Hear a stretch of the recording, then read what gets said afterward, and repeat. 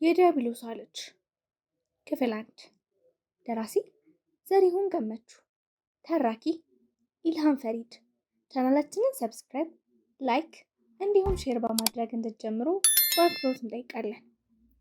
ሚስጥር ማነፍነፍ፣ የሰውን ገመና መበርበር፣ የወዳጆችን ሹክሹክታ መጥለፍ ዋና ባህሪ ነው። ከምግብ እኩል ሚስጥር ነው የሚያኖረኝ። በተለይ በትልልቅ ነጋዴዎች መካከል የሚደረግ ሚስጥራዊ ድርድር፣ በፖለቲከኞች መካከል ከመጋረጃ ጀርባ የሚካሄድ ድርድር ማነፍነፍ የተፈጠርኩበት ዋና ህይወት ዓላማዬ ነው። ይህ አብሮኝ የተወለደ በተፈጥሮ የተሰጠኝ ችሎታ ቢሆንም እኔ ደግሞ በተለያዩ መንገዶች አሳድጌዋለሁ፣ አዳብሬዋለሁ። ለምሳሌ በወንጀልና ስለላ ላይ የተጻፉ መጽሐፍቶችን ማንበብ፣ ፊልሞችን መመልከት በየዕለቱ የምከወናቸው ተግባራት ሲሆኑ ለዚህ እንዲረዳኝ በቂ የሆነ ወታደራዊ ስልጠና፣ የስለላ ጥበብና ጠለቅ ያለ ኮምፒውተር እውቀት ገብቻለሁ። አሁን 32 ዓመቴ ላይ ነኝ። ይህንን በቅድ ያስገብቼ ዝግጅት ማድረግ የጀመርኩት ከ17 ዓመቴ ጀምሮ ነው። እስቲ ፈታ አድርጌ ላስረዳችሁ። ልጅ ሆኜ ጀምሮ አንድ ሰው ሲያወራ እኔ ማዳምጠው ሰውየው በቃላት ከሽኖ የሚያስተላልፈውን መልእክት ሳይሆን በሚናገራቸው ቃላቶች አድበስብሶ ወደ ውስጡ ያስቀራቸውና የደበቃቸው ቃላቶች ተሰብስበውና ተገጣጥመው አንድ ላይ በመጣመር የሚያስተላልፉትን መልእክት ነው። እኔ ማዳምጠው ስሜቱን ነው፣ የፊቱ ቋጠሮን፣ ፊቱ ላይ የሚነበበውን መልእክት ነው። በዛ ደግሞ ከማንም ጋር በነፍሴ እንኳን ቢሆን አስይዤ መወዳደር እችላለሁ። ሊነክሰኝ የመጣና ሊስመኝ የመጣን ሰው ገና በኪሎ ሜትሮች ርቀት ነው መለየት የምችለው። በተለይ ማወቅ ፈልጌ ትኩረቴን ሰብስቤ ትንሽ ካውጠነጠንኩ በቃ የሆነ መንፈስ አየሩን ሰንጥቆ በመምጣት ሚስጥሩን በጆሮዬ ሹክ ይለኛል። ለነገሩ ሁሉ ነገሬ ከሰው የማይገጥምና የተለየ ሆንኩት ገና ከውልደቴ ጀምሮ ነው። የተወለድኩት እንደማንኛውም የሰው ልጅ በ9 ወሬ አይደለም። 1 ዓመት ከ6 ወር በእናቴ ማህፀን ውስጥ ዘና ብዬ ኖሬያለሁ። ምናልባት በሰው ልጅ የህይወት ታሪክ በእናቱ ማህፀን ከበቂ በላይ ለሆነ ጊዜ በመንደላቀቅ እና በምቾት በመኖር ሪከርዱ በእጄ ሳይሆን አይቀርም። እርግጥ ብዙዎቹ ይህን ታሪክ ሲሰሙ ባለማመንና በመጠራጠር ክርክር ውስጥ ይገባሉ። እናትሽ አንቺን የጸነሰችበትን ቀን ተሳስታ ነው የሚሆነው። አብዛኞቹ ይሄ መላምታቸው ነው። ግን ይሄ እንዳልሆነ ከመጀመሪያ ሳምንት የጽንሰቷ ጊዜ አንስቶ እስክትገላገል ድረስ የሐኪም ክትትል ውስጥ ስለነበረች ትርክቴ በሳይንስ መረጃ የተደገፈ ነው። በተወለድኩ ሳምንት በኢትዮጵያ ሬዲዮ የቀትር ዜና ላይ በባሌ ክፍለ ሀገር በደሎ መና ከተማ ነዋሪ የሆነችው በሬዱ ዲንቃ የምትባል ወጣት ከ1 ዓመት ከ6 ወር በኋላ ጤነኛ ሴት መገላገሏን ከከተማዋ ጤና ጣቢያ በደረሰን ዜና ማወቅ ተችሏል የሚል ዜና ተነግሮ ስለነበር ከመወለዴ በከተማዋ ዝነኛና ታዋቂ ሆኛለሁ። አይዟችሁ ገና አትገረሙ። ራሴን ችዬ መቀመጥ የጀመርኩት በ3 ወሬ ነው። በ6ኛ ወሬ መራመድ ጀመርኩ። በ1 ዓመቴ እቤታችን ውስጥ በኩል ደረጃ ይነገሩ የነበሩትን አማርኛና ኦሮምኛ ቋንቋዎችን አቀላጥፌ ማውራት ቻልኩ። ይህ ሁኔታዬ ሰው ሁሉ እንዲፈራኝና እንደ ሌላ ፍጡር እንዲቆጥረኝ አደረገ። እኔ ሳስበው ያው በ1 ዓመት ከ6 ወር እናቴ ማህፀን ስቆይ ብዙ ነገር ተምሬ ብዙ ነገር እዛው ጨርሼ ወጣሁ ይመስለኛል። ያ ማለት በ9 ወራቸው የሚወለዱ የሰው ልጆች እድገታቸውን ሳይጨርሱ ማወቅ የሚገባቸውን ጠንቅቀው ሳያውቁ ራሳቸውን የመርዳት አቅሙን ሳያዳብሩ ቸኩለው እንደሚወለዱ ፍንጭ የሚሰጥ ክስተት ነው። አዎ እውነቴን ነው። ለምሳሌ ከሰው ልጅ ውጭ ያለ ሌላን እንስሳ ተመልከቱ። ገና ከመወለዳቸው በራሳቸው ለመቆም ይፍጨረጨራሉ። በቀናት ውስጥ የራሳቸውን ምግብ በራሳቸው ቀርመው መመገብ ይጀምራሉ። ከእናታቸው የሚፈልጉት የተወሰነ የደህንነት ጥበቃ እንድታደርግላቸውና መንገድ እንድታሳያቸው ብቻ ነው። የሰው ልጅ ግን ልፍስፍስ ነው። በእናቱ ማህፀን 9 ወር አሳልፎ ከተወለደ በኋላ ሌላ 9 ዓመት እናቱ ጉያ ውስጥ ተወትፎ በመነፍረቅ ሲልወሰወስ ይገኛል። በአመቱ እንኳን ራሱን ችሎ ከቆመ ጠንካራና ጀግና ተብሎ ይሞገሳል። ሰው ራሱን ለመቻል ለረጅም ዓመታት ማደግ፣ መማር፣ መሰልጠን፣ መጠንከር ይጠበቅበታል። እኔ ግን እንዲህ እንዳልሆንኩኝ ገና በጧቱ ነው የማውቀው። ይቅርታ የኔ ልዩ መሆን ከውልደቴ ነው የሚጀምረው ብያችሁ ነበር አይደል? ተሳስቻለሁ። ከጽንሰቴ ነው የሚጀምረው፣ ከአባቴ ማንነት። እናቴ አባቴን ማንነት አታውቀውም ስላችሁ ድንገት ከደፈራት ሰው ወይም በአጋጣሚ ጸነሰችኝ እያልኳችሁ አይደለም። በጣም ካፈቀራችሁ፣ በጣም ከወደደችው ሰው ነው የጸነሰችኝ። ግን ስለዚህ ሰውዬ ስታወራ፣ ስለ መልኩ ስደሰኩር፣ ስላሳለፉት የፍቅር ታሪክ ስዘምር በልዩ መደነቅና በከፍተኛ ኩራት ቢሆንም ታሪኩን ከሚያዳምጧት ሰዎች መካከል 99.9%ቱ አያምኗትም። ሰው ሳይሆን ጋኔል ነበር ያፈቀረችው ይሏታል። ከዛም አለፍ ብለው ያፈቀረችው ብቻ ሳይሆን የጸነሰችውም ከዛው ጋኔል ነው ብሎ ይደመድማሉ። ይህ ሐሜት የሚጀምረው ደግሞ ከገዛ ዘመዶቿ ነው። ከዛ ጎረቤቶቿ ተቀበሉና ለከተማዋ ነዋሪ በተኑት። ከጋኔል ለመጸነሷ ማስረጃ ብለው የሚያቀርቡት እንደ ሰው በ9 ወር መውለድ አለመቻሏ፣ ከዛ አልፎ ከሷ የተወለድኩት እኔ ልጇ የጋኔልን ጉልበትና ጥንካሬ ይዤ መወለዴን በመተንተን ማስረጃቸውን ያጠናክራሉ። ስለዚህ እንደነሱ እምነት የኔ ልዩ ብቃት ምንጩ ከጋኔሉ አባቴ ዲኤንኤ የወረስኩት እንደሆነ እርግጠኛ ናቸው። የቅርቤም ሆኑ የሩቅ ሰዎች ይህንን አንስተው ሲያንሾካሹኩ ድንገት ሲደርስባቸው የሰሟቸው ሲመስላቸው የምበሳጭና የምሸማቀቅ ይመስላቸውና ይደነግጣሉ። እኔ ግን እንደውም ኩራት ነው የሚሰማኝ። አጠገቤ ሲሆኑ በጣም ትንሽነት ስለሚሰማቸውና ደካማነታቸውን ስለማጎላባቸው ከሚሰማቸው የበታችነት ስሜት ለመላቀቅ የፈበረኩት ዘዴ አድርጌ ነው የምወስደው። እውነትም ቢሆን እኔ ግድ የለኝም። ሰውና ጋኔል ሲቀላቀል እኔን የመሰለ በልዩ ችሎታና ኃይል የተሞላበት ሰው ማለቴ ሰውና ጋኔል ማስገኘት ከቻለ ጥሩ ነዋ። የስነ ህይወት ተመራማሪዎችስ በዳርዊን ቲዮሪ በመመራት የተሻለ ጥራት ያለው ዘር ለማግኘት አይደል ሁለት የተለያየ ዘር አዳቅለው በማዋሃድ ሌላ የተሻለ ዘር ለማግኘት ሲጥሩ የሚታዩት? አንዳንዴ ውጤቱ በተቃራኒው ቢሆንም የአሉባልታ መነሻና ምንጩ ግልጽ እንዲሆንላችሁ ሰር ላድርገው። ሀገራችን ደሎ የምትባል ከተማ ውስጥ እንደሆነ ነግራችኋለሁ። ከተማዋ በጥቅጥቅ ደን የተሸፈነች ሲሆን ለሁለት የተከፈለችው ያዶት በሚባል ግዙፍ ወንዝ ነው። ያዶት ለከተማዋ ነዋሪ ህይወት ነው፣ ውበት ነው፣ የአይን ማረፊያቸውና ትምክህታቸው ነው፣ የውጥረታቸው መተንፈሻም ነው፣ የሚኮሩበት መዝናኛቸው ነው። ከተማዋ ቆላ ነች። አየሩ በጣም ይሞቃል፣ በላብ የሚያጠም ሙቀት። ቀይ በንፋስ የሚበተን አፈርና አቧራ ሲያሰቃየው ያለው ነዋሪ ሀብታም ደሃ ሳይል ወደ ያዶት ይነጉዳል። ልብሱን ያወላልቅና ወራጅ ወንዝ ውስጥ ይመሰጋል። እየተንሳፈፈ ይዋኛል። እንደ አሳ ብቅ ጥልቅ ይላል። ይህ ትልቁም ትንሹም ወንዱም ሴቱም በእኩልነት ያለ ልዩነት የሚያደርገው ነው። ሁሉም እርቃኑን በፓንት ብቻ ጎን ለጎን እየተንቦጫረቀ መዋኘት ለእንግዳ የሚያስገርምና የሚያስደምም ቢሆንም ለነዋሪው ተራና የተለመደ ድርጊት ነው። አንድ የዛ ከተማ ነዋሪ ሌላውን ነዋሪ ቢያንስ በዓመት አንድ ቀንም ቢሆን እርቃኑን ወይም እርቃኗን ለማየት አጋጣሚ ይኖረዋል። የደሎ ነዋሪዎች ዋናተኛ ናቸው። ህፃናት ከ5 ዓመታቸው ጀምረው ነው ከታላላቆቻቸው ጋር በመምጣት ዋናን መማር የሚጀምሩት። ያዶት መዋኛና ከሙቀት መቀዝቀዣ ብቻ አይደለም። የከተማው ሰው ሁሉ ልብሱን የሚያጥበው እዛው ወንዝ ነው። ሳፋውን ተሸክሞ በመምጣት ወይ ደግሞ ጠፍጣፋ ድንጋይ ላይ በመፈተግ። ለከተማዋ ቧንቧ ከገባላት 10 ዓመት አይበልጣም። በእኔ ልጅነት ታሪክ ሙሉ መጠጥም ሆነ ለምግብ ማብሰያ ውሃ የሚቀዳው ከዚሁ ያዶት ወንዝ ነው። ውሃ በአብዛኛው የሚመላለሰው በአህያ ጀርባ ነው። ይህንን በመስራት የሚተዳደሩ ከ50 በላይ የሚሆኑ ግለሰቦች አሉ። አህያው ላይ ጭነት ኮርቻ ይጫናል። ኮርቻው ላይ በአንደኛው 2 ባለ 25 ሊትር ጄሪካን፣ በሌላኛው ወገን እንደዛው 2 በአንዴ 4 ጄሪካን ወይም 100 ሊትር ጭኖ ከወንዙ 1 እና 2 ኪሎ ሜትር በማጓጓዝ ይሸጣል። ለመጠጥ የሚሆን ውሃ የሚቀዳው ግን ብዙ ጊዜ በጠዋት ነው።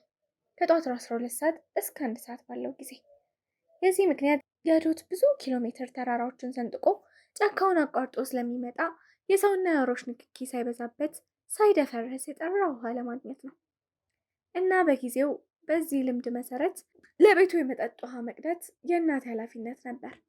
እና በሌሊት ተነስቶ ወደ ያዶት በሮ በመሄድ የጠራ ውሃ ቀርቶ ቁርስ ቀማምሶ ወደ ትምህርት ቤት መሄድ የዘውትር ተግባሯ ነበር።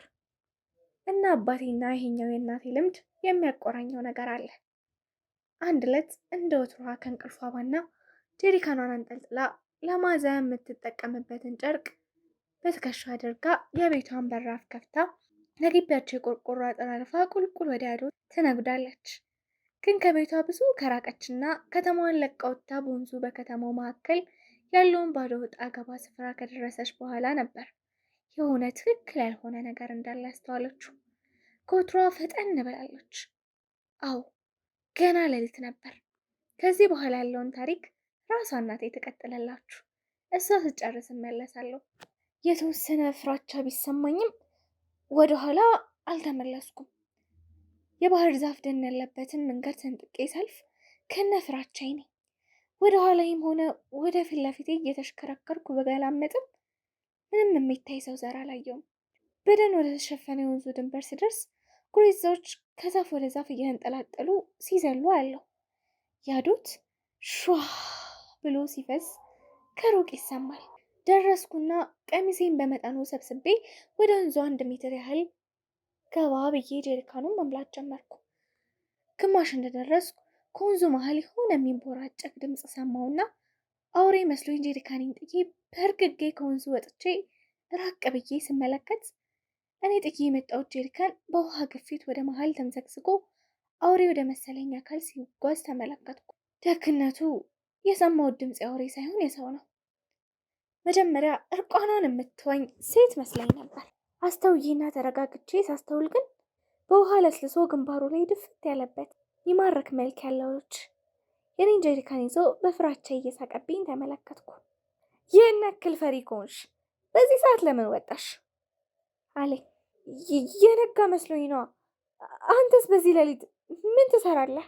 አልኩት። እኔማ አንቺ እንደምትመጪ አውቄ እየጠበቅኩሽ ነው አለኝ። የታውቀህ ነው የምትጠብቀኝ? አልኩት። እርግጥ አለቅሽም፣ ግን ውሃ ልትቀጂ በሌሊት ስትመጪ ሁሌ አይሻለሁ አለኝ። ከወንዙ መሀል እኔ ባለሁበት አቅጣጫ ወደ ዳር ቀረብ እያለ። ማለት አንተ ሁል ጊዜ ሌሊት እዚህ ምን ትሰራለህ? አልኩት። እቤቴ እዚህ ቅርብ ነው። በዚህ ሰዓት መዋኘት ያስደስተኛል። ከያዶት ጋር ሚስጥር የምናወራው በዚህ ሰዓት ነው። እያንዳንዱን አዲስ ቀን በደስታ የምቀበለው እዚህ ሆኜ ነው ሲል መለሰልኝ። በልሽ ጀሪካን ስጠኝና ውሃ ልቅዳ አልኩት። ከማላውቀው ሰው ጋር በአጉል ሰዓት አጉል ቦታ ሆኜ ከዚህ በላይ ማውራት አስፈሪ ቢሆንብኝም ጀሪካኑን ግን እውነት እንዳልኩት እንዲመልስልኝ አልፈለኩም። ልቅዳልሻ፣ እስከዛ አንቺ አውሪ ብሎ ጀሪካኑን በሁለት እጆች ወደ ታች የውሃው ጥልቀት ደፍቆ ዷዷዷዷዳ የሚል ድምፅ በመታጀብ መሙላት ጀመረ። አውሪኛ እስክሞላልሽ። ምን ላውራክ? አሁን ግን ብጠልፍሽስ? ጠልፈህ ምን ታደርገኛለህ? ተጠልፎ ምንድን ነው የሚደረገው? አገባሻለሁ። ሆይ ጠልፎ ማግባት እንደዚህ ቀልድ ሆነ እንዴ? ኧረ ቶሎ ሙላላ ስጠኝ ልሄድበት። ቀስ በያ፣ ቆንጆ ስለሆንሽ እኮ ነው ልጥለፍሽ ያልኩሽ የምለው ጠፋኝ። ለመሆኑ እቤቴ ቅርብ ነው የምትለው እዚህ ቅርብ ከጫካና ከጅብ ጉድጓድ በስተቀር ምን ቤት አለ? አልኩት። እውነቴን ነው፣ የኔ ቤት እዚህ ቅርብ ነው፣ ግን በአይን አይታይም። ጸባይ ካለሽ አንድ ቀን ወስድሻለሁ አለኝ። አይ ኧረ ይቅርብኝ ብዬ ከወንዙ አውጥቶ ያቀበለኝን ጀሪካኔን በጀርባ ያስዬ ግማሽ አካሉን ወንዝ ውስጥ ግማሽ አካሉ እርቃኑ ደግሞ አጋልጦ ለእኔ እያስጎበኘኝ በአይኖቹ ሸኘኝ። እኔም እየተገላመጥኩ ወደፊት በመንደርደር አመለጥኩ በሚል እፎይታ፣ ግን ደግሞ ትንሽ ብቆይስ ትንሽ በሚል ቁጭት ወደ ቤቴ ስደርስ ሰዓቱ ገና ለ12 ሰዓት ሩብ ጉዳይ ነበር። ሁለተኛ ሰዓት ሳላይ ንቅንቅ አልልም፣ 1 ሰዓት ተኩል መሆኑን ስላረጋግጥ ንቅንቅ አላልም ብዬ ፎከርኩ። ጥፋቴን ላለመድገም ለራሴ ቃል ገባሁ። ቀኑ ተገባዶ መሽቶ ወደ መኝታዬ ሲሄድ ግን ሀሳቤ ያዶት ወንዝ ላይ እንደተጣበቀ ነበር። እንቅልፌ ሁሉ የተቆራረጠ፣ ሌሊቱ የረዘመና የተንቀራፈፈ ሆነብኝ። ክፋቱ ደግሞ ሰዓት ራስጌ አድርጌ ነው የተኛሁት። ተኝቼ ስባንን 8 ሰዓት ከ16፣ ተኝቼ ስነቃ 9 ሰዓት ከ34፣ አሁንም ተኝቼ ስባንን 10 ሰዓት ከ13፣ በድጋሚ ተኝቼ ወይኔ ተበላው ነጋብኝ ብዬ ስነቃ 11 ሰዓት ከ20። ከዛ በላይ መተኛት አልቻልኩም። ተነሳው። ሹክክ ብዬ ልብሴን ለብሼ ሹክክ ብዬ ጀሪካኔና ማዘዬን ይዤ በቀጥታ በራፉን ከፍቼ ወጣሁ። ያስፈራል። ከጨለማው ጋር የኔን እስከማለማመድ ደቂቃዎች ወሰደብኝ። በጭራሮ ተጥሮ በጭራሮ በር የተዘጋው የግቢያችንን አጥር መሸጎሪያ አውጥቼ ከፈትኩና ወጣሁ። ግን መቀጠል አልቻልኩም። ልቤ ለሁለት ተሰነጠቀ። ሂጂ ችግር የለውም ይለኛል አንዱ ልቤ። አረ ተይ፣ ሰው አግኝቶ ባይተናኮልሽ እንኳን አውሬ ቢዘነጥልስሽ ይላል ሌላኛው ልቤ። ከግቢያችን መቻል በጩኸት ያንቧርቀው ጀመር። አንድ ሀሳብ መጣልኝ። ተመልሼ ወደ ግቢ ገባውና ወደ እርሱ ሄድኩኝ። መጮሁን ተውና እግሬ ስር ሽብልል ብሎ ተኛ። ቀስ ብዬ በሹክሹክታ ልክ እንደ ልብ አውቃ ጓደኛ አብረን እንሂድ ተነስ አልኩትና መንገዴን ወደ መውጫው ቀጠልኩ። ተከተለኝ። አዎ አሁን ቀለል አለኝ። ቢያንስ አሁን ይሻላል። ወንዙ ጋር ስንደርስ ገና ጨለማው እንደመገፈፍ እያለ ውሆቹ እየጮሁ ነበር። መቻል ከኋላዬ ኩስ ኩስ እያለ ነው። ከዛፎቹ ላሉ ወፎች የሌሊት ዝማሪያቸው ይሰማል። እንደደረስኩ ጀሪካኔን አንከርፍፌ ለ10 የሚሆን ደቂቃ ፈዝሼ ወዲያና ወዲያ አይኖቼን በማንከራተት የሆነ ነገር እፈልግ ነበር። እንዴ ምንድን ነው የምፈልገው? ጀሪካኑን ይዤዋለሁ። የወንዙም ውሃ በእግሬ ላይ እያለፈ ወደፊት እየተመመ ነው እና ለምን ጎንበስ ብዬ አልቀዳም? ለምን በብርድ እንዘፈዘፋለሁ? አዎ መቻል ማንቧረቅ ጀመረ። ግራ ገብቶኝ አይኖቼን ሰቅለጨለጭ ከወንዙ መሀል ብልቅ ብሎ ወጣ። የፈጣሪ አለ! ጩኸቴን ለቀኩት። ደግነቱ የኔ ጩኸት ከመቻል ጩኸት ስለማይበልጥ ተውጦ ቀረ። እሺ ዛሬም ደነገጥሽ? ምን አይነት ሰው ነህ? ቤትህ ወንዝ ውስጥ ነው እንዴ? በመገረም ጠየቅኩት። አዎ ከፈለግሽ ነይ፣ ልብስሽን አውልቂና ግቢ፣ በዛውም ቤቴን አሳይሻለሁ። ቤትህን ባየው ደስ ይለኝ ነበር ግን ዋና አልችልም አልኩና ለቀልዶ ምላሽ ሰጠሁት። የመና ልጅ ሆነሽማ ዋና አልችልም ብትይ አላምንሽም። ደሎ እንኳን ሰው ከብቶች ዋና ይችላሉ። እኔም አይ ቢሆንም ይቅርብኝ ባይሆን ሌላ ጊዜ አልኩና ጎንበስ ብዬ ጀሪካኔን ወደ ውሃ ከተትኩት። መቻልም ድምፁን አጥፍቶ በሜትሮች ርቀት መሬት ላይ ለጥ ብሎ ሁለታችንን እየታዘበ ነው። እንግዲያውስ ቀረብሽ ብሎ መልሶ ወደ ውሃ ውስጥ ራሱን ደፈቀና ሰመጠ። ከእይታ የተሰወረ የሆነ ነገሬን ይዞ ሄደ ነው መሰለኝ። እንዳለኝ ልብሴን አውላልቄ ወንዝ ውስጥ መግባትና አብሬው ማግኘት በጣም አሰኝቶኝ ነበር፣ ግን ፈረቼ ነው። በዚህ ሰዓት እርቃኔን ወንዝ ላይ ከማላውቀው ሰው ጋር ግን ምን ችግር አለው? ባደረግኩት ኖሮ እያልኩ ተቆጨሁ። አንድ ነገር እኩል መፈለግና እኩል አለመፈለግ እንዴት ነው የሚቻለው? ካሁን አሁን ከሰመጠበት ይወጣል ስል ስጠብቀው ጀሪካኑ ሞላ። ጎትቼ ከወንዝ ውስጥ አወጣሁትና ዳር ላይ ያስቀመጥኩት። ጀሪካኔን ተሸክሜ ጉዞዬን መቀጠል ነበረብኝ፣ ግን እግሬ ሊንቀሳቀስልኝ አልቻለም። ተመስገን ብልቅ ብሎ ወጣ። ቻው በቃ ልሂድ አልኩት። አረ ትንሽ እስኪ ግን ስምሽን ንገሪኝ አለኝ። ምን ያደርግልሃል አልኩት። ያው ቆንጆ ልጅን ስም ማወቅ ያጓጓል ለዛ ነው አለኝ። አፈርኩና አቀረቀርኩ። አረ ንገሪኛ አለኝ። በጀርባው ተንጋሎ በመዋኘት እኔ ጋር እየተጠጋ በሬዱ አንቺ ቆንጆ ስምሽ ቆንጆ አሪፍ ነው አለኝ። ፈራ ተባያልኩ። ያንተስ አልኩት። የኔ ሌላ ቀን ከነ ትርጉሙ እነግርሻለሁ አለኝ። እንዴ ሌላ ቀን እንገናኛለን እንዴ? ጥያቄ ማረጋገጫ እንዲሰጠኝ የመፈለግ አይነት ነው። የልብ አውቃ ነው። እንዴ ትቀልዳለሽ? እኔ እና አንቺ ገና ብዙ ጊዜ ይኖረናል፣ ብዙ ታሪክ እንጽፋለን አለኝ። የምን ጊዜ የምን ታሪክ አልኩት። የፍቅር ታሪክ። የፍቅር ምን አይነት አይናውጣነት ነው? አረ እኔ እንደዚህ አይነት ነገር አላውቅም አልኩት። እንደማታውቂ ያውቃለሁ፣ እኔም አላውቅም፣ ግን አብረን እንማረዋለን ብሎኝ እረፍ። በል ይበቃል አሁን ልሂድ ብዬ የግዴን ጀሪካኔን አንጠልጥዬ ተሸከምኩና ፊቴን አዘርኩ። በይ ደህና ዋይልኝ፣ ነገ በዚህ ሰዓት እጠብቅሻለሁ። አታስበው ግን የእውነት ቤትህ እዚህ ሳይሆን አይቀርም አልኩት እየሄድኩ። አሳይሻለሁ ብዬሽ የለ አሳይሻለሁ። 100 ሜትር ያህል ከራኩ በኋላ ዞር ብዬ አየሁት። ደብዛው የለም። መልሶ ሰምጦ ይሆን? ይህ አፍዝዝ ውበት ያለው ልጅ ሰይጣን ሳይሆን አይቀርም፣ የወንዝ ሰይጣን። ግን እንዲህ አይነት ጠንበል ሰይጣን ካለማ ይገርማል። ክፍል 2 ይቀጥላል።